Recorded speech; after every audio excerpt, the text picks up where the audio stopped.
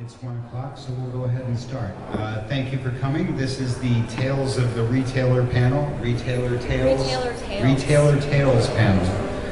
My name is Mark Causey. This is Francie Soto, my co-owner, business partner, and lots of other things. We own and operate Black Cat Comics in Milpitas, California. We've been in business for 17 years. So we're here to tell you the things that you always wondered about owning and working in a comic book store, little wacky hijinks adventures that we've had over the years. We're here to share some tales from the comic book store. I have been a comic book fan all my life. The first comic I read was called The Destroyer 13. I didn't actually read it, it was my brother's. So I've been a comic fan since 1974.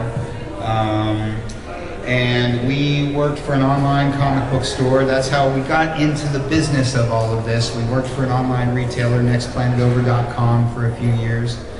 When the .com bubble burst, do you want to go into that part? How we go from? So when the bubble burst, she said, "Let's buy a comic book store."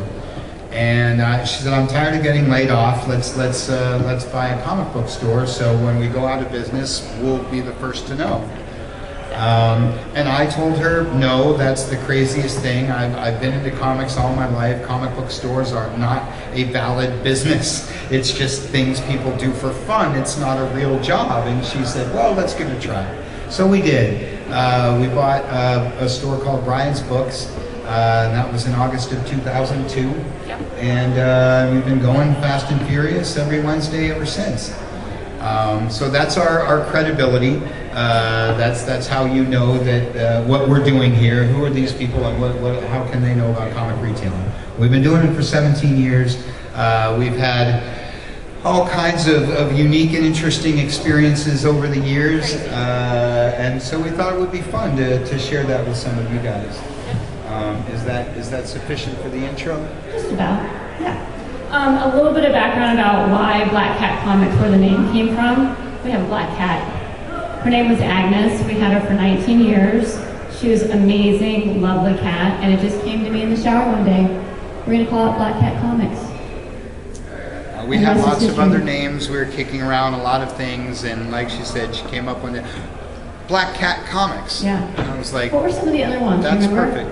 Like Causey's Corner, Causey's Comics. Comic Causey was Comic Causey. That's got a nice name to it, ring to it. Yeah. Bizarro Comics was one. So it was going to be a cafe also. Yes, it was going to be a coffee shop, comic book store. So you'd come and get your coffee, read your comics, all like that. And just a little bit of background about myself. So he dragged me into the world of comics, kind of kicking and screaming. Well, actually, not really. It was at, let's see, Dr. Comics Mr. Games. I saw a cover of Preacher #4 on the stands, and then I was hooked. And so I've been reading comics for, 1993? Yeah. So I've got a couple decades under my belt now, too. There you go. And we've been going to San Diego for... Next year will be our 24th San Diego Comic Con.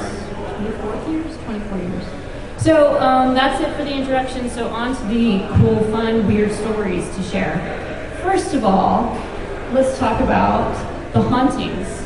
So you guys might not realize it, but Black Cat Comics, the original location, was haunted. Very much so. So I've got a couple stories to share, but I'm going to have Kazi start off with his haunting story. Okay, so as I said, we bought the store. It had been Brian's Books, and the previous manager had this rickety metal desk chair that he sat in forever. Had a very distinct sound.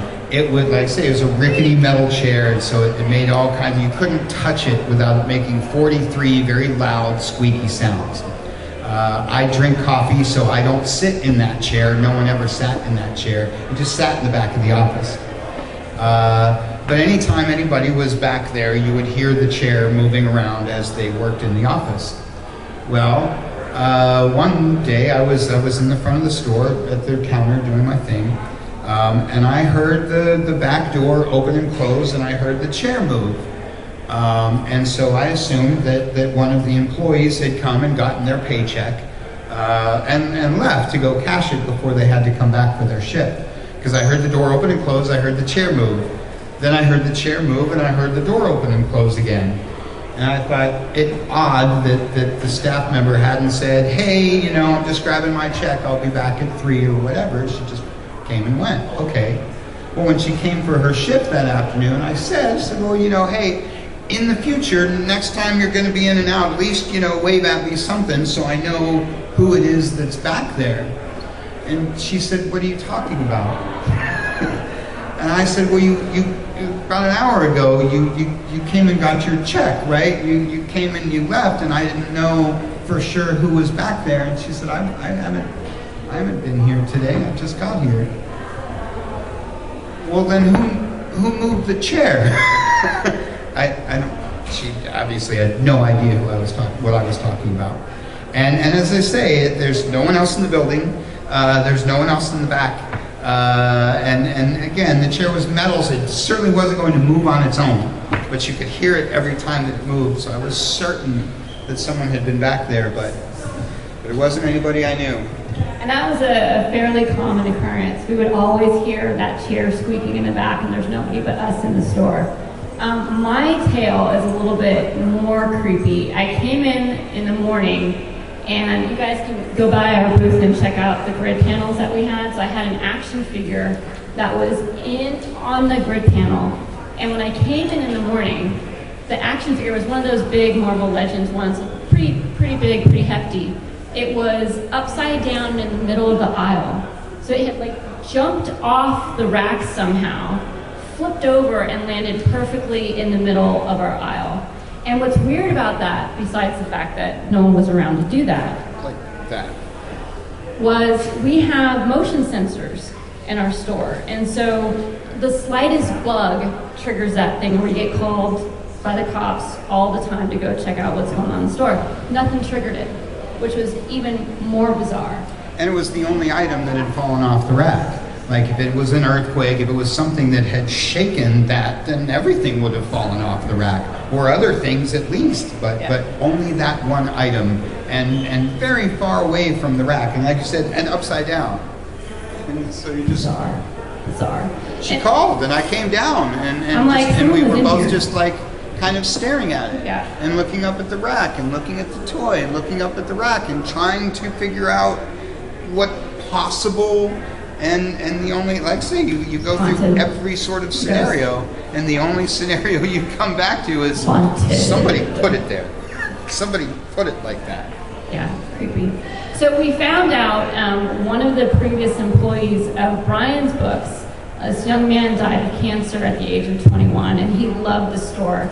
So over the years, we realized that the ghost was probably an old employee who just wanted to come by and say hi. So we welcomed him and hoped he had a good time. And since we've moved, we haven't had any weird experiences he didn't of the ghostly kind. He didn't come with us to the new location. No. But even his own father did not discount the idea that the boy might very well still be in the store. His dad agreed that was his favorite place in the world. Yeah. And so, like I say, even his dad seemed to think that it was possible. Very touching. Very touching. Okay, the next subject matter, you ready? The dicey characters. So I've got a story that's very recent. We moved locations a couple years ago, and in the new location we now have a big parking lot. So we can do movie nights, we can do family nights, we can do events back there. So this just past July we had our pre-Comic-Con Comic-Con, which is really fun, you guys should come, and we showed Captain Marvel. And we had a huge, 20, 30 people in the back, kids, popcorn, family, it was awesome. I hear this thing out of the corner of my ear, and I'm like, that doesn't sound quite right. And I go around, I just look around the corner, and I see this guy, full frontal, peeing straight in front of me. Pants all the way down, whole bit, right around the corner. I'm like, dude, you can't do that here. And I'm screaming at him, I'm like, pull your pants up, what are you doing? And he's like, oh, sorry. So he does this. So I'm facing him, he's facing me, he's like, oh, sorry. And he continues to pee as he's like turning around. I'm like, oh, And then 3 minutes later, a group of the family that was watching the movie just like went around the corner, and thank God they didn't see it, because if they did, I would have been mortified, absolutely mortified. Yeah, when you run your own business of any kind, you meet some interesting folks. One morning, I got to work, and there was all sort of, I don't even know what to say, items, personal items, clothes, different things in the doorway to the store. And, you know, nobody's around or whatever, so clearly this stuff has just been left here by someone. So I, you know, gathered it all up and I threw it in our trash can. And a little bit later, I had some other stuff that I was going to put in the trash can, and the trash can was gone. And I was like, well, it's 7 o'clock in the morning, I just saw it here, so anyway, so I walked around the building to find it. And there was a man there and he was walking away with my trash can, and I was like, hey, excuse me, but that's mine.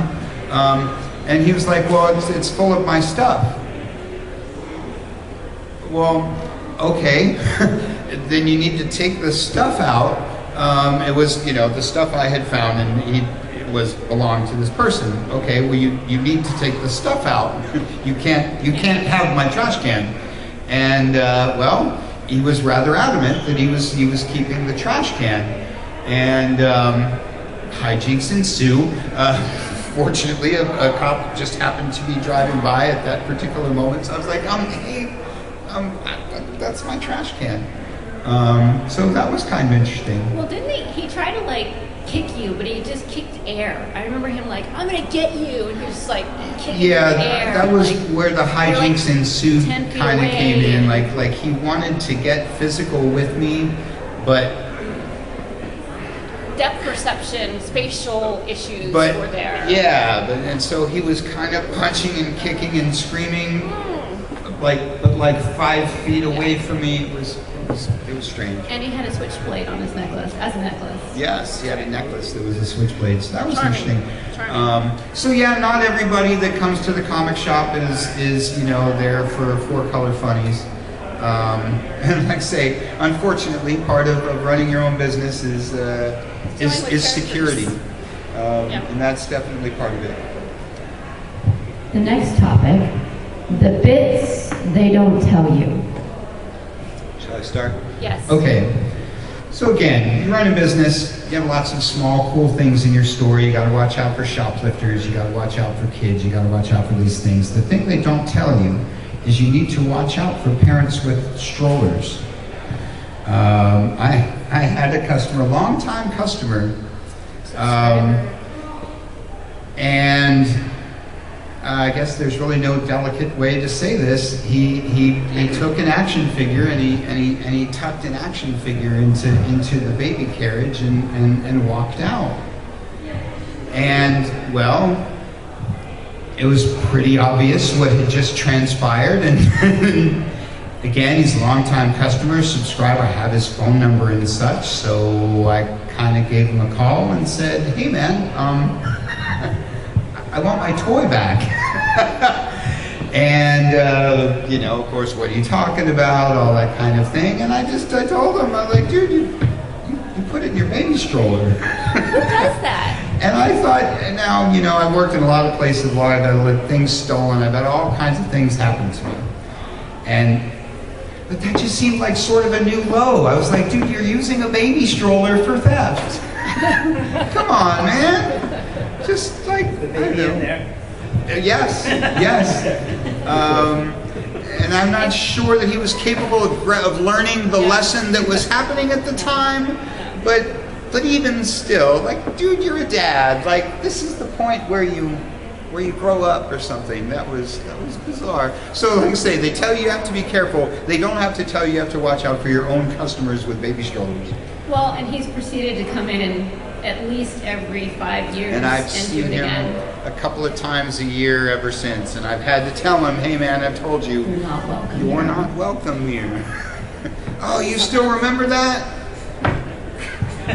Who forgets? the baby stroller. That's Again, a kid that like tucks something in his pants, I probably wouldn't remember that. A guy that put something in his baby stroller, yes, I'm never going to forget that. In fact, I'm going to share it at panels that I go to. So I've got one. For those of you that don't know, we do the heck out of Free Comic Book Day. We get about 1,000 people, we get a ton of books. It's a fun day, and it's something we plan for about 3 months in advance. The night before, I had a customer who came in with not a dog, a wolf. This thing was probably half the size of this table. It was gigantic. And we had a very kind of loose, lax policy about, pets in the store. For the most part, there wasn't any issue, so we kind of let it slide. But this was like a bear. She brought a bear. It was like a Disney movie wolf. Yeah. And she's like, no, it's a dog. I'm like, no, that ain't no dog. That ain't no dog. So she proceeds to, buy some stuff, we chit chat, and they leave, and I look on the ground. There's I don't know how big it was, large stain on the carpet right in front of the cash register the night before Free Comic Book Day. And it reeked to good Lord hell. It was awful. And it didn't come out. That stain didn't come out. And for the next 10 years that we were there, that stain remained right in front of the cash register to welcome our customers. It was lovely. Those are the bits they don't really tell us about ahead of time. So no the more sign dogs in the says store. no dogs allowed, but now you write wolf on the bottom. No animals of any kind. Yeah. Not even black cats. Politicians? Yes. What about some of the stuff that people come in and bring to the shop to sell? Oh, okay. So you've all seen Comic Book Men. Kevin Smith has this show, Comic Book Men, and celebrities and stuff come and they bring their childhood like things Really and nice stuff. cool stuff and hey, what do you give me for this? And Amazing we can totally fantasy. sell that. They have great comics, they have great toys, and you're under the impression that people bring awesome stuff into comic shops to sell. And they do from time to time. But more often than not, they bring that box that has been in their garage, been in their grandfather's garage for 30 years, and they haven't even looked in the box. They just know there's comics in there. You're a comic book store, here's the box. Use your imagination. Think about a box that you haven't looked at for 20 years. Are you gonna put your hands in there right away? I see a lot of mouse poop. I deal with a lot of mouse poop in my job. And they don't warn you about that. They're like, you get into this gig so you can buy lots of rad old comics from people. But it's all the things that end up in that box that aren't the comics that you really need to worry about. Wasn't there like a dead mouse in one of them before? I have found, yes, dead things. We don't want to get too into it. Just as a thought, if you're going to sell your collectibles, go through the box first. It's really beneficial. It seriously downgrades the value of your books if there's a dead rodent inside the box Yes, with them. yes. The shop pays much less for books that have dead mice. That's not mint condition. Sorry. Okay, next topic. Harrowing moments. Let's see if I can read my own writing. Oh, the flood. You gotta talk about the flood. No, you talk about All right, I'll talk about the flood. So we put every single penny we had and then some. We borrowed some more pennies to buy Brian's store to begin with. So about a year in, we're barely just paying rent, right? We're just scraping by. I'm not working. We're both the store's our only source of income, which is really nothing at the time. So we come in one morning and the carpet's kind of mushy and it's kind of squishy. And we're like, what the heck's going on?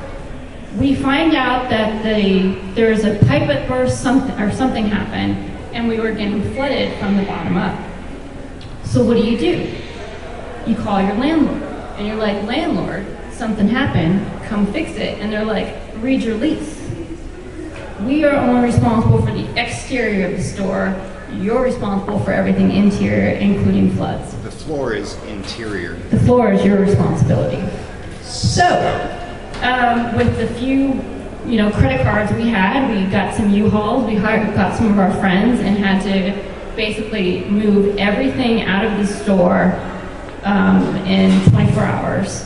We had to find someone to fix the leak, and we couldn't afford to put carpet back on, so we had floors like this right here, which is garage floors for a good, I don't know, 5 to 10 years. And that was a very harrowing experience for us. We didn't know if we were going to be able to fix it, afford to fix it.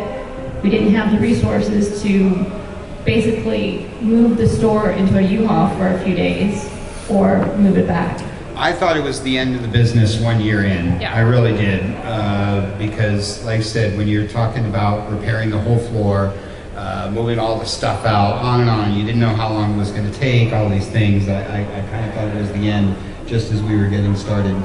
But I'll always remember that phone call. Oh no, we only help with what's external. Like, well, but that's the floor. Yeah, the floor isn't external. What about the piping under the floor? It was groundwater. It was groundwater. And whatever they had to relieve the groundwater was sufficient. So anyway, again, they tell you owning a comic book store is going to be a lot of fun. They don't tell you may have to rip the floor out. Tell about the point system. Okay, so if you were new comic readers, you know Wednesday's the day. Wednesday's the day new comics come. Wednesday's the day all my subscribers show up. Wednesday's the day everything happens. So Wednesday, you got to be ready. We would open at 10 o'clock in the morning. I usually would get in about 5 a.m. and I'm doing the subscriptions and I'm doing all these things and I'm getting ready. And it's about 10 minutes to 10. There's all kinds of people waiting out front for me to open. I'm doing the last couple things to get open. I push the power button on the point of sale computer and nothing happens. Well, wait, I push it and you know, you do all those things your IT guy tells you, you make sure it's plugged in and you do all those things and then you get this sinking feeling in your stomach that there's 50 people outside. God. It's Wednesday and you can't ring up anything that anyone wants to purchase because we live in a world where everything is dependent on your scanner gun and your credit card machine and all these kind of things. And I was like, well, so what am I going to do? Am I going to hand write receipts? Am I going to manually run everybody's credit cards? Yes. And so again, you know, Wednesday's super fun and you get all the new books and you see all your people and you have a great time talking about comics all day and doing your comic thing all day. That day was not fun. That day I was trying really hard not to cry. And I'm calling my tech support guy who's like, who are you? All those great things. And of course, you know, my customers love me.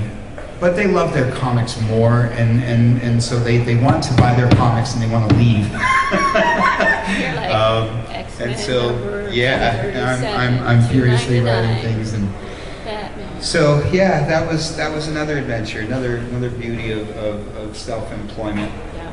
We talked about the alarms. You want to talk about the alarms? Oh, and the alarm goes off All the time. at the worst possible times. The alarm goes off in the middle of the night. 2 o'clock in the morning, you get the phone call, hey, someone's broken into your store, you got to go meet the cops. One day we were very far away, our store's in Milpitas, we were out in like Walnut Creek or something celebrating her grandmother's birthday, and my phone rings and I pick up the phone and it's my employee and he's screaming into the phone because the alarm's going whoop, whoop, whoop. So he's trying to scream over the alarm and tell me that the alarm's going off and my code doesn't work and it's not shutting off, and because the power had gone out, and when the power came back on, the alarm went off. And for whatever reason, and because of the nature of the alarm that went off, his authority code, whatever, didn't work. And so yeah, that was fun, being at grandma's birthday party. And oh, sorry guys, I gotta leave. My alarm's going off. And it went off for like the whole time. And I was there an hour later, and it's still. I'm like, didn't they call? So yeah, that was fun. There's so much more to this than selling comics. You know, people come in and they say, "Oh, this is the best job in the world." I'm like, yes, it is, but it's still a job. The stuff that makes it all worth it. Now we get to the good part. You're all wondering, like, so why do you do this? If Why it's do you this do sort this of to yourself? bleeding hell, why do you show up every day? Well, comics are cool. So what has made it really special for me personally is I get to see generations of fans over the years. So I've sold to little kids who are now parents that bring in, I'm old, that bring in their kids and are reading comics together. So I think that has been just so heartwarming. We also get a lot of people who are sick from different things, mental illness or physical illness or chronic pain, and comics offer a wonderful escape for them. And so I love being that for them, that maybe one moment in their day that's a escape, a shining beacon of hope for them. So that's kind of what keeps me going, all of that. So we want to share these other stories because it's funny and it's quirky. We thought you guys might get a kick out of some of the things that go on in the shop, you know, that are not the parts that they tell you about at San Diego Comic-Con. But the truth of the matter is, like I say, I've worked in a lot of different industries. I've worked in a lot of different places, and comics are just plain fun. Comic people are fun. Like I say, we talk about the crazy people that we run into. But as I said, Wednesday is the best day of the week for me. We've been at this 17 years. I still show up every Wednesday like it's my first day. Super stoked to see the new books. Super stoked to see everybody come in, talk about comics all day. For me, the big thing is my friend Marcus. So I bought this store. It had existing customers, and one of them was this guy Marcus, and now he and I have come to understand that we're fraternal twins. He's at our booth right now. He's a large black man. I'm not a large black man, but with that exception, we're virtually identical, and it's just been great. It's been great meeting all kinds of people over the years who have just like that, very, very different people from different style and walks of life, all the kind of things you want to talk about. But on Wednesday, we're all kind of the same people. On Wednesday, we all want to read that X-Men book. On Wednesday, we're all there for that Catwoman cover, whatever it might be. And I really enjoy, on Wednesday, all the barriers disappear. The politics, the whatever you want to talk about, the age differences, all of those things totally disappear. I will be 49 next week. And as she said, a lot of our customers bring in their kids. And those kids and I read the same books, and we like the same artists, and we can totally talk on the same level. I don't understand anything else in their life. They don't understand anything else in my life. But on Wednesday, we all have something to relate to. And I think the rest of the world can learn something from that. No matter who you are, how different, where you come from, whatever, there's something that can connect everybody. And for me, I think that's some of the most fun part about being a comic retailer. The only thing I'll add to that is that now that we've got our own building that we purchased, so we don't have to worry about landlords anymore or those flood incidents, we can do things like, you know, swap meets, customer swap meets. We do bonfires for spooky story nights for Halloween. We can do all kinds of things. So we've got a lot more freedom now after 17 years of being able to run our store how we want and do events and build that community even further. Yeah, super fun. Any questions or anything? Comments, questions? Yeah. I think this goes back to the harrowing tales, because I'm pretty sure, more often than not, when people learn, or at least in my, at least in my life, when you would tell people that you were a comic book fan and you read them, they'll always bring up, oh, I have this comic from 2 years ago. It must be worth $250,000 by now. Have you ever had those instances where you have to tell people, like, this is worth $20, this is worth $5? Yes. Daily. And they get, of course, heartbroken that, oh, this thing that they held on to for, like, God knows how long, they realize, like, it's really just for decoration. You need to enjoy it longer. Yes. I'll tell you a couple of my favorites. Yes. So, and let me preface this by saying, I'm not making fun of anyone and I'm not judging anything. Nobody knows. Except the rat poo. We are judging you. people don't know. They don't know what they have. They don't know what it is, all that kind of thing. So like I say, I'm not making fun of people, but to that point, yes, there's this impression that things are something. And the vast what I'm always trying to impose on people is this stuff is entertainment. It is not, it becomes an investment. It becomes all these other things that comics are. But first and foremost, it's just art and story. It's like a TV show, it's like a movie, it's like a record. It's just meant for you to enjoy it. So that's the first thing I try to explain. That's my nice way of letting people down easy. When they come in and they say, you know, this was my grandfather's and now it's mine, and what is it? Well, it's a beat up Disney comic. It's a beat up reprint of a Disney comic. But, you know, so you tell them this story of how their grandfather really loved to read this and had a good time enjoying the art. Like I say, you try and explain to them what it is before you tell them that it's not worth anything. You tell them what the real value is, I guess is what I'm saying. Well, the real value is in the beautiful Don Rosa art. And they're like, who's Don Rosa? Well, the real value is the enjoyment you get when you spend time with your kids and you can share a story of Uncle Scrooge. I don't have kids. What's my book worth? Well, I'm sorry, but this is a low-grade reprint, so it's only about $2. Was it, correct me if I get this wrong, someone brought in a card, like a card of Amazing Fantasy 15. It's Action 1.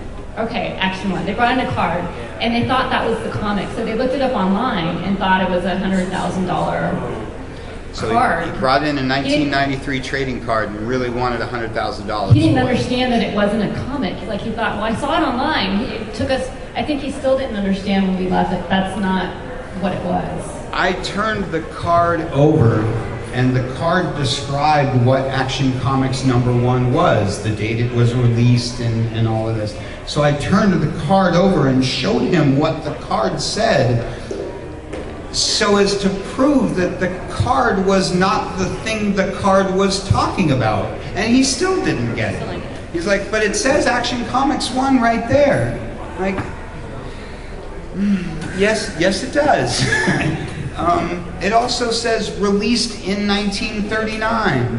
And it says 1993, right here, copyright 1993.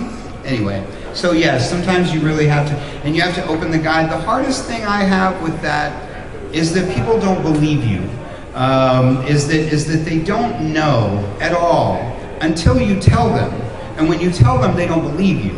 And then you show them in the book and you show them on a website and they still don't believe you. And like somehow I'm trying to rip them off. And you're like, well, I'm not trying to buy your book. You asked me what it's worth and I'm just telling you. And then, and like I say, they get upset that you're trying to do something untoward. I'm like, well, no, I'm just telling you that the book's only worth $3. We get a lot of people like, we have no idea what this is. Is it worth anything? And we look it up and we tell them. They're like, no, it's worth way more than that. Like the minute we give them a number, they're automatically experts in the book. Like they turn 180 and they know everything there is to know about the book, and they've got a price in their head and it's nowhere near the price that we're giving them. So yeah, we get that on a daily basis.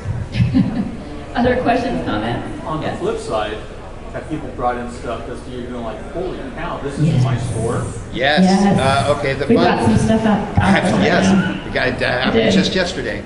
Yeah, yesterday. Yeah. The funnier side to that, I'll tell a couple of those. First of all, another thing that I like to do, I like to tell people what they have and what they should do with it rather than sell it to me. I will tell people, you know, when it's good stuff, when it's something, you know, really awesome, I'll tell them, hey, this is really awesome. This is something that we'll continue to appreciate. You should take this home, keep it dry, find a young person in your life that you can give this to at a later time. All those sorts of things. I like to do those sorts of things. Because it helps me sleep at night, to help people understand what they have rather than just, you know, giving them their money and taking their books.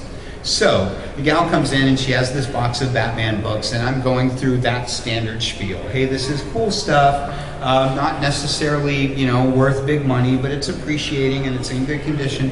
And I'm giving her my spiel as I'm going through the books, and about halfway through the books, the whole era of the books shift, and it goes from like 1970s Batman books to early 60s Marvel books. And the first book I got to was Fantastic Four #5, the first appearance of Dr. Doom, which, if you don't know, is a holy grail book by a lot of standards. It's a $1,000 book by a lot of standards. It's certainly not the kind of thing that is equivalent to 70s Batman book. There's lots of great 70s Batman books, don't get me wrong, but very few of them are immediately like, oh my God, that's that book. So anyway, like I say, I'm there giving her the sort of standard, yeah, these are really cool, blah, blah, blah. Oh my God, that's Fantastic Four #5! What do you want for this? So yeah, that totally happens. And I have a whole range of those kinds of stories. A kid brought in, he had the whole run of Amazing Spider-Man, he had Amazing Fantasy 15 and then Amazing Spider-Man 1 to 300. And it was his dad's. He hated his dad, so he was just sort of here to essentially give it away. And what do you give me for this? And I told him, I was like, kid, you got $10,000 here. You can't. This was 20 years ago. Like you can't just like, I don't care. My dad's this expletive, that expletive, blah, blah. I was like, yeah, I understand that, but somehow you ended up with this box of comics, and you need to do something smart with this. So, like I say, it doesn't happen often, but every once in a while. Well, like I said, just yesterday, a gal came in. Hey, these are my uncle's books. Is there anything cool in here? She had the entire run of Marvel Star Wars, missing just like 2 or 3 issues. She had 1 through 106, complete, bagged and boarded, real nice, you know. And like, wow, yeah, that no rat poop. They're like, yeah, that's something. And same thing, you know, you tell them, I would encourage you to hang on to these and this and that. Well, blah, blah, blah, I can't do that. Well, okay, yeah, I'll be more than happy to pick these up. So it doesn't happen often, but that is definitely one of the most fun parts of the job. And I could say a lot of things. I love the new comics. I love packing the subscription boxes and seeing all you guys on Wednesday and all that kind of thing. But there's something special about comic collections. And going through collections. When you are someone like me, as I'm sure some of you people are, I'm really loud, so I'm kind of holding it away. You know that person. You've never met that person, but when you go through a collection, you know who they are. You know what they like. You know how long it took them to do this. All those things, and I don't know, that's just kind of fun. Again, it's a medium where you don't get to do that. You don't. I mean, maybe when you buy record collections or something, but generally speaking, like I say, a comic book collection, your collection, my collection, your collection, are all super, super unique. There are no 2 people, like I say, me and my fraternal twin, Marcus, we have a lot of the same books. We do not have an identical collection. Everybody's collection is unique to that person. And that makes that kind of thing a lot of fun. Like I say, that's a special part of the job. Other questions, comments? Anything you've ever wanted to ask someone who owned a comic book store? Now's your time. Yeah. There's this great documentary called She Also Draws Comics. Oh yeah, that's great. And in it, there's this wonderful kind of stage segment of the young lady who's never been to a store before. She walks in, and it's almost like she has a lobster crawling out of her nose. Like they look at her sideways, just like, "What are you doing here? Why are you here?" And of course, the part where she brings a book up to the countertop, and she's quizzed with 20 questions of, do you know who this is? Do you know this character? Do you know who writes it? So on and so forth. And is it hard, basically, working in a business where the stigma is that women who do come in, who are fans, who love the genre and the medium, is it hard kind of breaking away from that stigma, kind of saying like, no, we're very inclusive, like we welcome anyone who wants to read this stuff? I'll take that one. So I am a female, and so when females come in the shop and I'm there, there's already like okay, this is a safe place, right? I have to say that we've gone out of our way to make it a mom-friendly store, so you won't find things like super profane or blatantly gratuitous in obvious spots. Like we have it, but it's kind of hidden. Because we want to make everyone feel comfortable, friendly, safe. Anyone that comes in gets a hello, gets a greeting. We have had other female employees who felt uncomfortable because the male customers that come in, they're not used to seeing females in a comic book store, and it kind of freaks them out a little bit. And so they say things that are embarrassing and inappropriate, totally inappropriate. Well, yeah, but they're it's innocent. Like they're just awkward. Like they don't understand how to talk to women in this setting. They're like, oh my God, there's a woman. Now what do I do? And so we've had a lot of funny stories from our other female employees telling us about the stuff that the dudes say to them, but they take it in stride. I don't know if I answered your question, but for us, the stigma was easy to break because the co-owner is a female. That's the short answer. I'll touch on that and broaden it out a little bit.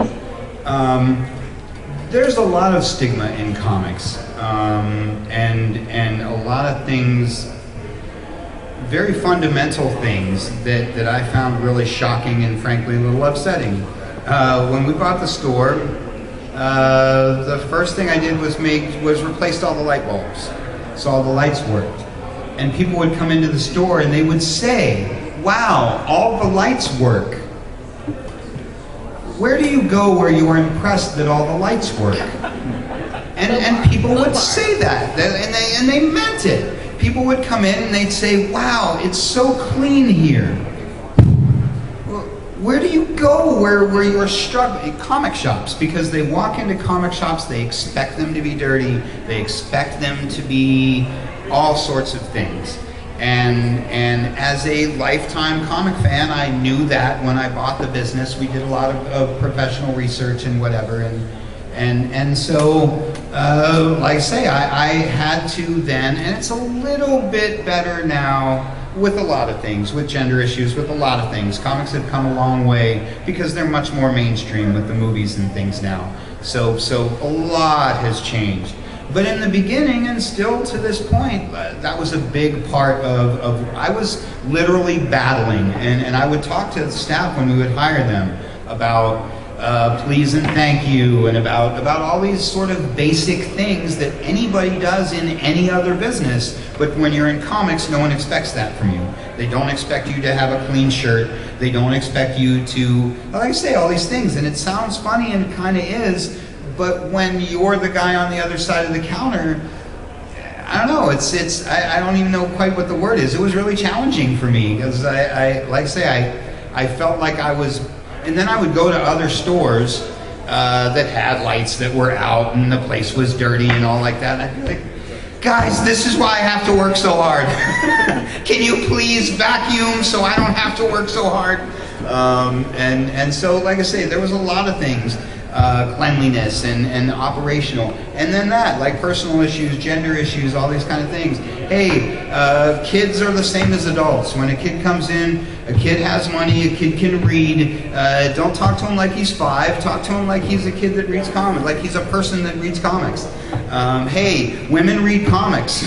So just what you're saying, she doesn't want to be grilled on what she knows. She's here to buy. She knows what she's buying. Sell her the damn book.